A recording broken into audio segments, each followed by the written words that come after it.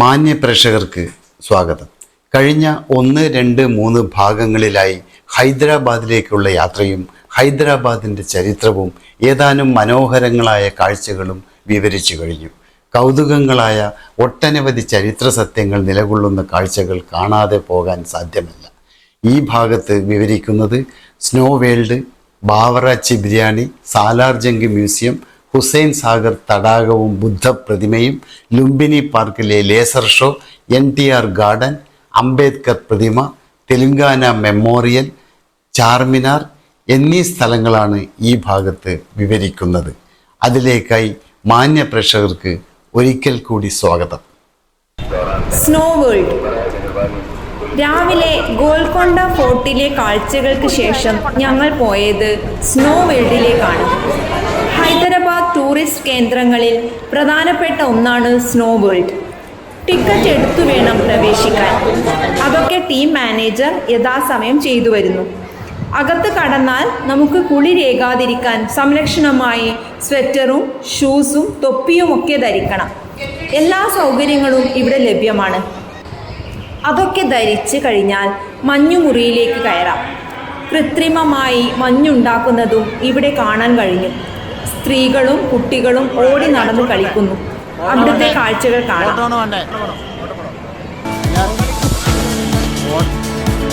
ഇന്ത്യയിൽ ഏറ്റവും കൂടുതൽ കൃത്രിമ മഞ്ഞുണ്ടാക്കി ജനങ്ങളുടെ വിനോദത്തിനായി പ്രവർത്തിക്കുന്ന വിനോദ കേന്ദ്രമാണ് സ്നോ വേൾഡ്. കൃത്രിമമായി മഞ്ഞുണ്ടാക്കി ഒരു കാശ്മീരം തീർക്കുകയാണിവിടെ.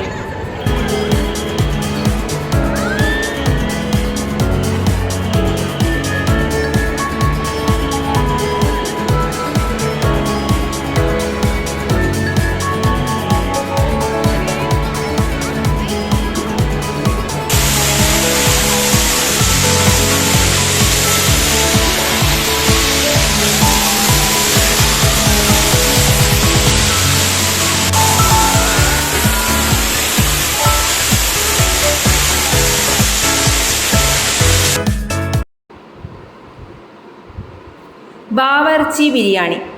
സ്നോ വേൾഡിലെ കാഴ്ചകൾക്ക് ശേഷം ഹൈദരാബാദിലെ ഏറ്റവും പ്രചാരം നേടിയ ബാവർച്ചി ബിരിയാണി കഴിക്കാനായി പുറപ്പെട്ടു. ഹൈദരാബാദി ബിരിയാണി എന്നറിയപ്പെടുന്ന ബാവർച്ചി ബിരിയാണി കഴിക്കുന്നത് ഒരു ആചാരം പോലെയാണ് ഇവിടെ കാണുന്നത്. പണ്ടുകാലത്തെ രാജാക്കന്മാരുടെ കാലഘട്ടം മുതൽ അവരുടെ പ്രധാന വിഭവമായിട്ടാണ് ബാവർച്ചി ബിരിയാണി അറിയപ്പെടുന്നത്. ഹൈദരാബാദിലെ ബാവറച്ചികൾ എന്നറിയപ്പെടുന്ന ഒരു വിഭാഗമാണ് ബാവറാച്ചി ബിരിയാണി തയ്യാറാക്കി നൽകിയിരുന്നത്. നിരവധി ബാവറാച്ചി ഹോട്ടലുകൾ സമീപത്തുണ്ടെങ്കിലും എല്ലാ ഹോട്ടലുകളിലും വൻ തിരക്കാണ്.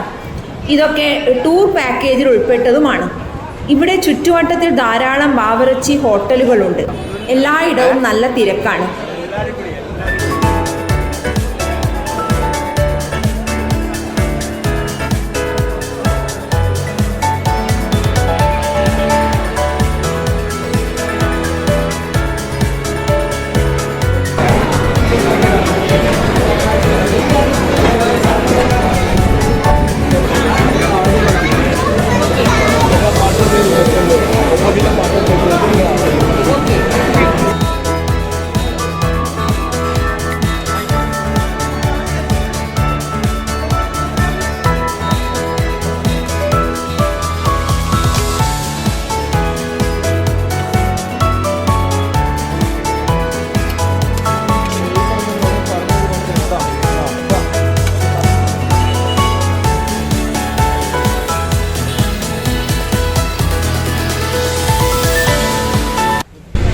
ഹൈദരാബാദിലെ മനോഹരമായ ഒരു പാർക്കാണ് NTR ഗാർഡൻ. ഇവിടുത്തെ മുൻ മുഖ്യമന്ത്രിയും സാമൂഹ്യ നേതാവും ഒക്കെ ആയിരുന്നു NT രാമറാവുവിൻ്റെ പേരിനോട് ചേർത്തിട്ടാണ് ഈ പാർക്ക് നിലനിൽക്കുന്നത്. അതിൻ്റെ നിർമ്മാണ ചെലവ് ഇന്ത്യയിലെ മറ്റേതൊരു പാർക്കിനേക്കാളും കൂടുതലാണെന്നാണ് പൊതുവെ പറയുക. 40 കോടി രൂപ മുടക്കിയാണ് ഈ പാർക്ക് നിർമ്മിച്ചിരുന്നത്. മുൻപ് വർഷങ്ങൾക്ക് മുൻപ് 1995 കാലഘട്ടങ്ങളിൽ ഒരു തെർമൽ പവർ പ്ലാന്റ് നിലനിന്നിരുന്ന സ്ഥലത്താണ് ഇന്ന് കാണുന്ന പാർക്ക് നിലനിൽക്കുന്നത്.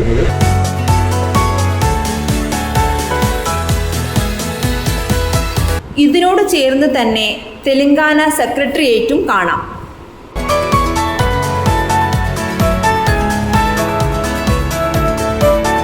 അംബേദ്കർ പ്രതിമ. ഇന്ത്യയുടെ സാമൂഹ്യ പരിഷ്കർത്താവും ഇന്ത്യൻ ഭരണഘടനയുടെ ശില്പിയുമായിരുന്ന ഡോക്ടർ വി.ആർ. അംബേദ്കർ പ്രതിമ ഇന്ത്യയിലെയും ഏഷ്യയിലെയും ഏറ്റവും ഉയരം കൂടിയ പ്രതിമയാണ്. MTR ഗാർഡന് സമീപത്ത് തന്നെയാണ് കഴിഞ്ഞ വർഷം, അതായത് 2023 അനാച്ഛാദനം ചെയ്ത പ്രതിമ, അംബേദ്കർ പ്രതിമയുള്ളത്. തെലങ്കാന മെമ്മോറിയൽ അല്ലെങ്കിൽ തെലങ്കാന രക്തസാക്ഷി സ്മാരകം. 1969 തെലങ്കാന എന്ന പുതിയ സംസ്ഥാനത്തിനായി നടന്ന പ്രക്ഷോഭത്തിനിടെ മരിച്ച 369 വിദ്യാർത്ഥികളുടെ സ്മരണ നിലനിർത്താനായി നിർമ്മിച്ചതാണ് തെലങ്കാന മെമ്മോറിയൽ. അമരവീരലു സ്മാരകം എന്നാണ് അറിയപ്പെടുന്നത്. ഇതിൻ്റെ നിർമ്മാണത്തിനായി സ്റ്റെയിൻലെസ് സ്റ്റീലും കറുത്ത മാർബിളുമാണ് ഉപയോഗിച്ചിരിക്കുന്നത്. അതുകൊണ്ട് തന്നെ ഇത് ഒരു കണ്ണാടി പോലെ വെട്ടിത്തിളങ്ങുന്ന കൗതുകകരമായ കാഴ്ച തന്നെയാണ്. രാത്രി കാഴ്ചയും മനോഹരമാണ്. MTRന്റെ ഭൗതിക ശരീരം അടക്കം ചെയ്ത സ്മൃതി കുടീരത്തോട് ചേർന്ന് തന്നെയാണിത്. ഹുസൈൻ സാഗർ തടാകവും ബുദ്ധപ്രതിമയും. ഏഷ്യയിലെ ഏറ്റവും വലിയ കൃത്രിമ തടാകമായ ഹുസൈൻ സാഗർ തടാകത്തിലൂടെയുള്ള ബോട്ടിംഗ് ആണ് ഞങ്ങളുടെ അടുത്ത യാത്ര. തടാകത്തിൻ്റെ മധ്യഭാഗത്തായി ഒരു ബുദ്ധപ്രതിമയുണ്ട്. അവിടെ ഇറങ്ങി ഏറെ നേരം വിശ്രമിച്ചതിന് ശേഷമാണ് ഞങ്ങൾ തിരികെ വന്നത്. ഹൈദരാബാദ് നഗരമധ്യത്തിൽ 1563 ഇബ്രാഹിം ഖിലി കുത്തബ് ഷായുടെ ഭരണകാലത്ത് ഹസ്രത്ത് ഹുസൈൻ ഷാ വാലിയുടെ നേതൃത്വത്തിൽ പണിത മനുഷ്യനിർമ്മിത തടാകമാണ് ഹുസൈൻ സാഗർ തടാകം. നഗരത്തിലെ കടുത്ത ജലക്ഷാമം പരിഹരിക്കുക എന്ന ഉദ്ദേശത്തോടെയാണ് തടാകം പണി കഴിപ്പിച്ചത്. 5.7 ചതുരശ്ര കിലോമീറ്റർ വിസ്തൃതിയിൽ ചുറ്റപ്പെട്ട് കിടക്കുന്നതാണ് ഈ തടാകം. 32 അടി ആഴവുമുണ്ട്. 1992 ഏപ്രിൽ 12 തടാക മധ്യത്തിൽ 18 മീറ്റർ ഉയരത്തിൽ ഒറ്റ കല്ലിൽ തീർത്ത ബുദ്ധപ്രതിമ സ്ഥാപിച്ചു. ഇന്ത്യയിൽ തന്നെ ഏറ്റവും ഉയരം കൂടിയ ദേശീയ പതാകയും ഇവിടെയുണ്ട്.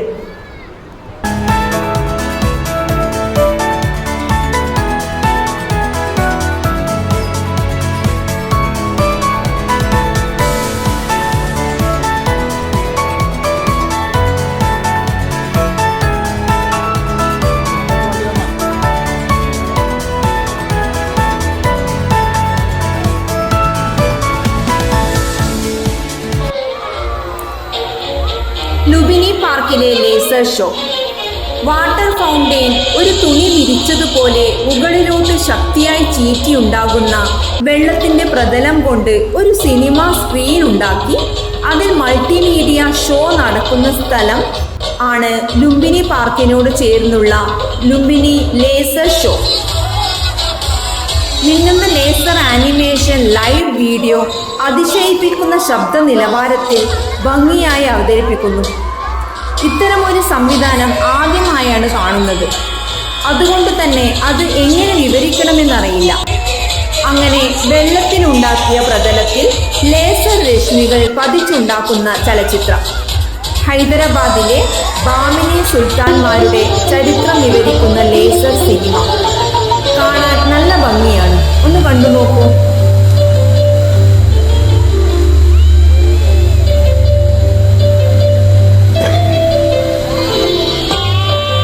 When Ibrahim Qutb Shah the king heard about his son's love for a beautiful Hindu girl, he thought it was but a passing fantasy, an infatuation of his.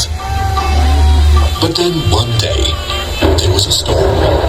The river Musi was in flood. Muhammad Quli Qutb Shah, however, wanted to meet his lady love and could not be denied. Braving all danger, the young prince swam across the turbulent waters.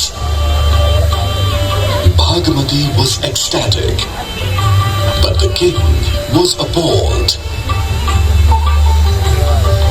he immediately ordered that a bridge be built across the river Musi. And it is that bridge of love that is today called Purana Pul.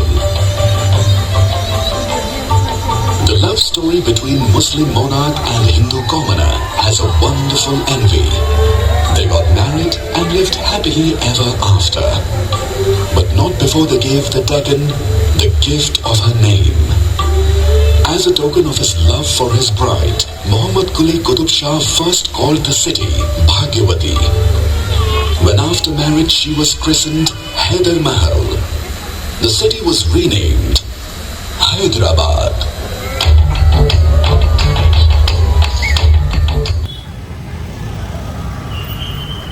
പതിമൂന്ന് വയസ്സുകാരനായ ബാലനെ ഹൈദരാബാദിൻ്റെ പ്രധാനമന്ത്രിയാക്കിയ കഥയാണ് പറയാൻ പോകുന്നത്. നൈസാം ഭരണകാലത്ത് ഹൈദരാബാദിൻ്റെ പ്രധാനമന്ത്രിയായി അവരോധിക്കപ്പെട്ടത് 13 വയസ്സ് മാത്രം പ്രായമായ സാലാർ ജംഗ് മൂന്നാമനായിരുന്നു. വ്യക്തമായി പറഞ്ഞാൽ 1880 മുതൽ 1949 കാലഘട്ടത്തിൽ അവസാനത്തെ ഹൈദരാബാദ് നവാബായിരുന്ന മിർ ഉസ്മാൻ അലി ഖാൻ്റെ പ്രധാനമന്ത്രിയായിരുന്നു മിർ യൂസഫ് അലി ഖാൻ സാലാർ ജംഗ് മൂന്നാമനായ സാലാർ ജംഗ് മൂന്നാമൻ. അദ്ദേഹം രാജഭരണ കാര്യത്തിൽ തൽപരനാകാതെ ഒരു സഞ്ചാരിയായി ലോകമൊട്ടുക്കും യാത്ര ചെയ്യാൻ തുടങ്ങി. ഓരോ രാജ്യത്തും ഓരോ കാലത്തും സഞ്ചരിച്ചപ്പോൾ കണ്ടെത്തിയ വിവിധങ്ങളായ കലാവസ്തുക്കൾ ശേഖരിക്കുക എന്നതായിരുന്നു അദ്ദേഹത്തിൻ്റെ താൽപ്പര്യം. ഓരോ യാത്രയ്ക്ക് വേണ്ടി മാത്രമായിരുന്നു അദ്ദേഹത്തിൻ്റെ പണവും സമയവും ചിലവഴിച്ചത്. തൻ്റെ 35 വർഷത്തെ ലോക സഞ്ചാര കാലത്ത് അദ്ദേഹം ഒറ്റയ്ക്ക് ശേഖരിച്ചതായ കലാവസ്തുക്കളിൽ ഖുറാൻ ഉൾപ്പെടെയുള്ള അപൂർവ ശേഷിപ്പുകളടക്കം നിരവധി പുരാവസ്തുക്കൾ, ചരിത്ര വസ്തുക്കൾ, കയ്യെഴുത്തു പ്രതികൾ, ആനക്കൊമ്പിൽ തീർത്ത വിവിധ ഇനം ഫർണിച്ചറുകൾ, പ്രതിമകൾ, വസ്ത്രങ്ങൾ എന്നിവയടങ്ങിയ 100 കണക്കിന് സാധന സാമഗ്രികൾ ദിവാൻ സംരക്ഷിക്കുകയും കൊട്ടാരത്തിൽ ഇവ സ്വകാര്യമായി പ്രദർശിപ്പിക്കുകയും ചെയ്തിരുന്നു. സ്വതന്ത്ര ഇന്ത്യയിലെ ആദ്യത്തെ പ്രധാനമന്ത്രിയായിരുന്ന ജവഹർലാൽ നെഹ്റു 1951 ഡിസംബർ 16 ഹൈദരാബാദ് നഗരത്തിനടുത്ത് മ്യൂസി നദിയുടെ തെക്കൻ തീരത്തിനോട് ചേർന്നുള്ള കരയിൽ അദ്ദേഹത്തിൻ്റെ പേരിൽ തന്നെ സാലാർ ജംഗ് എന്ന മ്യൂസിയം ഔദ്യോഗികമായി ഉദ്ഘാടനം ചെയ്ത് ജനങ്ങൾക്കായി തുറന്നുകൊടുത്തു. ഇത് ഇന്നും ഇന്ത്യയിലെ പ്രധാന മ്യൂസിയങ്ങളിൽ ഒന്നായി നിലനിൽക്കുന്നു. അർദ്ധവൃത്താകൃതിയിൽ 2 നിലകളിലായി 38 ആർട്ട് ഗാലറികളിലായാണ് ഇവിടെ കൗതുക വസ്തുക്കൾ പ്രദർശിപ്പിച്ചിരിക്കുന്നത്. ഇത്രയധികം കരകൗശല വസ്തുക്കളും മറ്റും നടന്നു കണ്ട് ക്ഷീണിച്ച് പുറത്തിറങ്ങിയ ഞങ്ങൾ ആ മഹാമനുഷ്യൻ്റെ സേവനത്തിന് മുന്നിൽ നന്ദി അർപ്പിച്ചുകൊണ്ട് പിരിഞ്ഞു.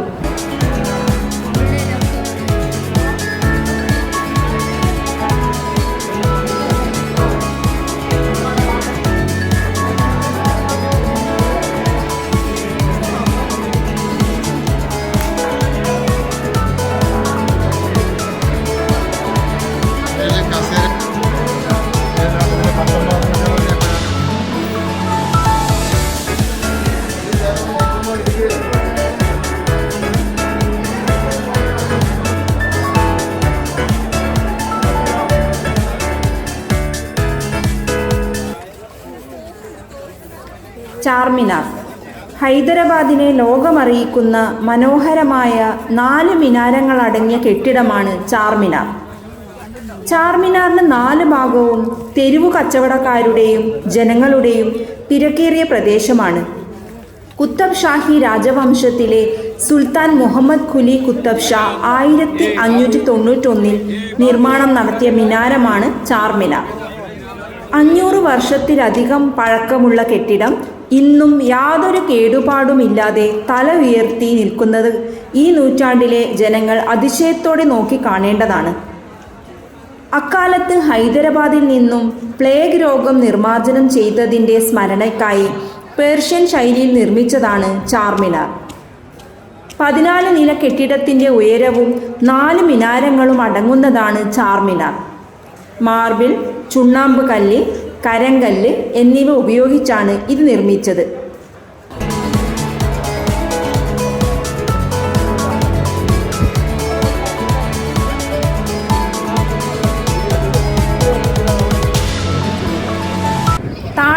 പ്രതലത്തിൽ മധ്യഭാഗത്തായി ഒരു ഫൗണ്ടെയിനുമുണ്ട്.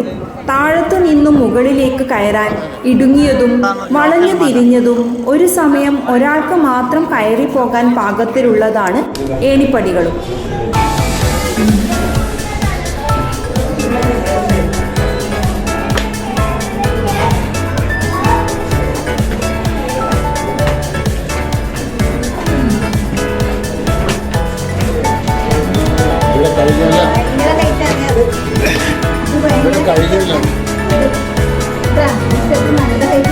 താഴത്തു നിന്നും മുകളിലേക്ക് കയറാൻ ഇടുങ്ങിയതും വളഞ്ഞു തിരിഞ്ഞതും ഒരു സമയം ഒരാൾക്ക് മാത്രം കയറിപ്പോകാൻ പാകത്തിനുള്ളതുമാണ് ഏണിപ്പടികൾ. വളരെ പാടുപെട്ടാണ് കയറിപ്പോയത്. 1-ാം നില വരെ മാത്രമേ ഇപ്പോൾ പ്രവേശനമുള്ളൂ. മുകളിലത്തെ നിലയിൽ നിന്നും താഴത്തെ തിരക്കേറിയ മാർക്കറ്റ് ദൃശ്യവും ജനക്കൂട്ടത്തിന്റെ തിരക്കും വേറിട്ട കാഴ്ചയാണ്.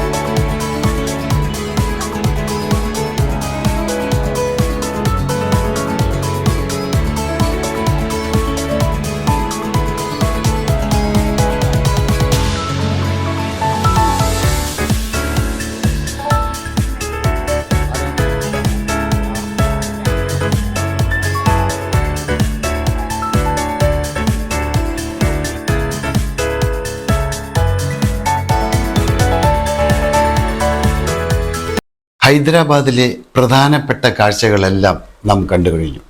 ആദ്യ ഭാഗങ്ങൾ കാണാത്തവർ ചാനലിൽ നിന്നും അവ കാണാൻ ശ്രമിക്കണം. അടുത്ത ഭാഗത്ത് രാമോജി ഫിലിം സിറ്റിയും ഹൈദരാബാദിൽ നിന്നുള്ള മടക്കയാത്രയുമാണ്. താമസിയാതെ അവ നിങ്ങളുടെ കൺമുൻപിൽ എത്തിക്കും. ഈ ഭാഗത്തെക്കുറിച്ച് നിങ്ങളുടെ അഭിപ്രായങ്ങൾ കമൻറ്റ് ബോക്സിൽ എഴുതി ചേർക്കുവാൻ താൽപ്പര്യം. നന്ദി, നമസ്കാരം.